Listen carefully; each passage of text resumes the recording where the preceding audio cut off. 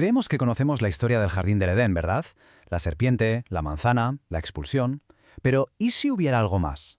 ¿Y si antes de todo eso existió otra figura? Una que, bueno, intentaron borrar de las crónicas oficiales, pero que de alguna manera se quedó ahí, grabada a fuego en el inconsciente colectivo. Y no fue creada de una costilla. Fue creada de la misma tierra que el primer hombre. Su nombre es Lilith. Y aquí está la gran pregunta, la que lo cambia todo. Solo plantearla ya es meterse de lleno en una de las historias más fascinantes y, por qué no decirlo, subversivas de toda la mitología. Una historia que nos obliga, sí o sí, a mirar de nuevo todo el relato de la creación. Para entender de verdad a Lilith tenemos que hacer algo un poco contraintuitivo. No vamos a empezar en el jardín del Edén, no. Nuestro viaje arranca mucho antes, en los vientos polvorientos de la antigua Mesopotamia, porque allí Lilith no nació como una mujer, nació como una fuerza de la naturaleza. Exacto. Antes de ser una persona, con nombre y una historia, Lilith era algo más primario.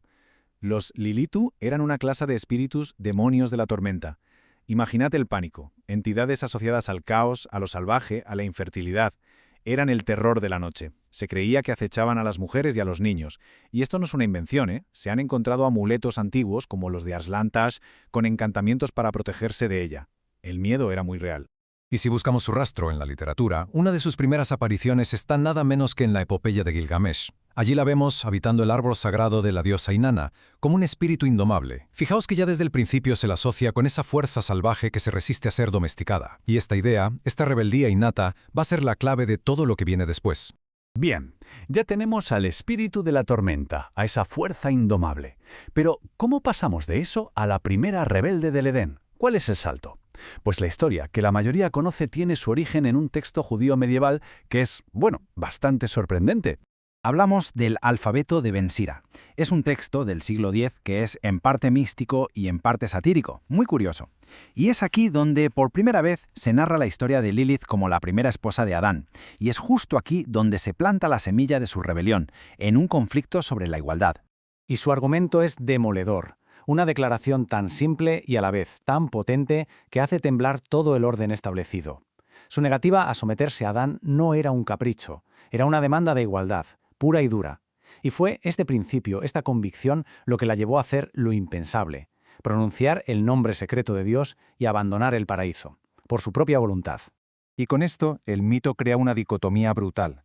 Por un lado, tenemos a Eva, la obediente, la creada a partir del hombre, la madre de la humanidad. Y por otro, a Lilith, la rebelde, creada de la misma materia, que elige su propio camino y se convierte en la madre de los demonios. Es el contraste perfecto entre la sumisión y la independencia. Claro, huir del Edén suena muy épico, pero la historia de Lilith a partir de aquí se vuelve mucho más oscura. Esa libertad que tanto ansiaba tuvo un precio, y vaya precio. Fue transformada en una figura monstruosa, en la matriarca de toda una estirpe de sombras. Lejos del paraíso, Lilith no está sola. Se une a una figura imponente, Samael, conocido como el veneno de Dios, un arcángel caído. Y ojo, que según textos cabalísticos como el Zohar, su unión no es un simple romance, es algo cósmico. Se dice que ellos dos mantienen el equilibrio del mal en el universo, gobernando juntos el Sitra Ashara, lo que vendría a ser el otro lado. Y de esta unión nacieron los Lilim, su descendencia, seres que no son otra cosa que la encarnación de los miedos más profundos de la sociedad. Pensemos en ello. Los súcubos representaban el miedo a la sexualidad femenina sin control, los íncubos la corrupción del alma y la culpa, y los Lilim menores el terror más ancestral de todos, la mortalidad infantil. Si lo miramos hoy con una perspectiva más psicológica, es fascinante. Estos demonios eran, en el fondo, una forma de explicar fenómenos muy reales que no entendían. Lo que antes se llamaba un ataque de un súcubo, por ejemplo, hoy lo podríamos identificar perfectamente con un episodio de parálisis del sueño. O esos deseos prohibidos, reprimidos por una cultura muy estricta, pues tomaban forma de demonio. Pero vamos a ver, ¿por qué se convirtió en este monstruo robaniños? La clave de todo, la respuesta, está en el castigo divino que le fue impuesto por su desobediencia. Cuando los ángeles fueron a buscarla para que volviera al Edén y ella se negó, el castigo fue brutal. No hay otra palabra. 100 de sus hijos morirían cada día, para siempre. Imaginad lo que es eso, una condena eterna a la pérdida. Y claro, que surge de un dolor tan inmenso. Rabia, una rabia que se transforma en venganza. Su promesa de atacar a los descendientes de Adán y Eva se convirtió en la explicación mitológica para la muerte súbita de los recién nacidos y los peligros del parto.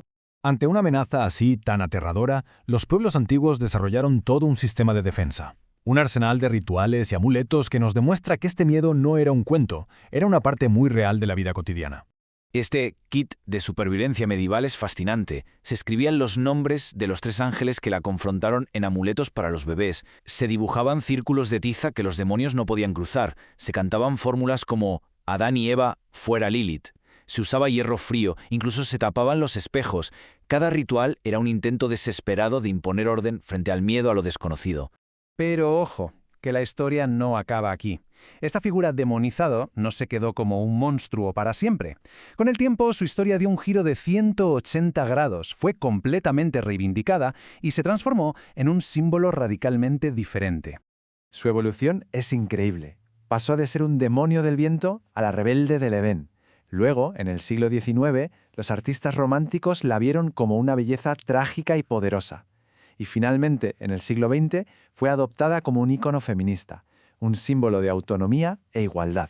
Los poetas románticos la idealizaron viendo en ella una belleza que no necesitaba a nadie. Décadas más tarde, el feminismo de la segunda ola vio en su historia un eco de su propia lucha, la de la primera mujer que se atrevió a decir no y exigió ser tratada como una igual.